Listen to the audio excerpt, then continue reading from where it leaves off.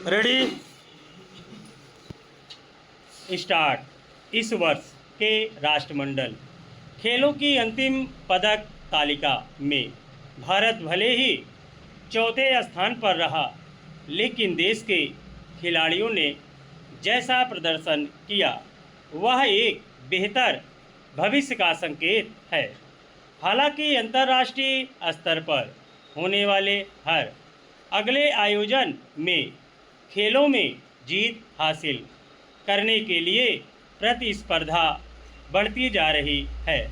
क्षमताओं की कसौटियाँ ज़्यादा बेहतर प्रदर्शन की मांग कर रही है, लेकिन अब भारतीय खिलाड़ियों ने भी मैदान में अपनी धमक छोड़नी शुरू कर दी है। गौरतलब है कि ग्लासगो में हुए राष्ट्रमंडल खेलों में भारत ने 13 स्वर्ण, 17 रजत और 9 कांस्य पदक सहित कुल 39 पदक जीते। यूँ तो ज़्यादातर खेलों में भारतीय खिलाड़ियों ने अपनी खासी चुनौती पेश की, लेकिन भारोत्तोलन, जूडो और पैरा खेलों में भारत ने इतिहास रचते हुए अपनी कामयाबी का झंडा बुलंद किया। खासतौर पर मुक्केबाजी में भारतीय खिलाड़ियों ने 7 स्वर्ण और 3 रजत के साथ कुल 10 पदक जीते। बल्कि इस वर्ष के राष्ट्रमंडल खेलों में भारत ने मुक्केबाजी के मैदान में अपनी सबसे कामयाब छाप छोड़ी और महिला खिलाड़ियों ने शानदार प्रदर्शन किया।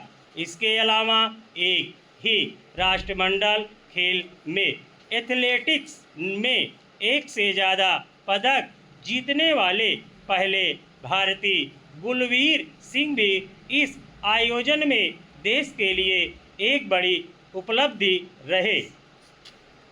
जाहिर है, अलग अलग खेलों में भारत के खिलाड़ियों ने शीर्ष स्तर पर रहने वाले देशों को ठोस चुनौती दी और एक तरह से यह दर्शाया कि किसी अंतर्राष्ट्रीय खेल प्रतियोगिता में उनकी उपस्थिति को अब महज औपचारिकता नहीं माना जा सकता। यूँ पदकों की संख्या के संदर्भ में देखा जाएगा तो इसे 2010 के राष्ट्रमंडल खेलों की उपलब्धि से कम माना जाएगा, लेकिन यह भी ध्यान रखने की ज़रूरत है कि इस वर्ष के आयोजन में कुश्ती, हॉकी, टेबल टेनिस और बैडमिंटन जैसे कुछ खेल नहीं थे जिसमें पारंपरिक रूप से भारत का मोर्चा मजबूत रहा। हालांकि मौजूदा उपलब्धियों और अन्य देशों के प्रदर्शन के आलोक में देखें तो भारत को अभी काफ़ी प्रयास करना होगा, लेकिन इस आयोजन में हासिल उपलब्धियां और प्रदर्शन का स्तर भविष्य की अंतर्राष्ट्रीय प्रतियोगिताओं के लिए उम्मीद के वाहक हैं। कभी कहीं पढ़ा था कि एकांत वह स्थान है जहां आत्मा खुद से मिलती है और अकेलापन वह कला है जहां इंसान खुद को पाना सीखता है। आज की भागदौड़ भरी जिंदगी, शोर शराबे और सोशल मीडिया की अति सक्रियता के बीच अकेलापन एक ऐसा शब्द बन गया है जिसे अक्सर नकारात्मक दृष्टिकोण से देखा जाता है।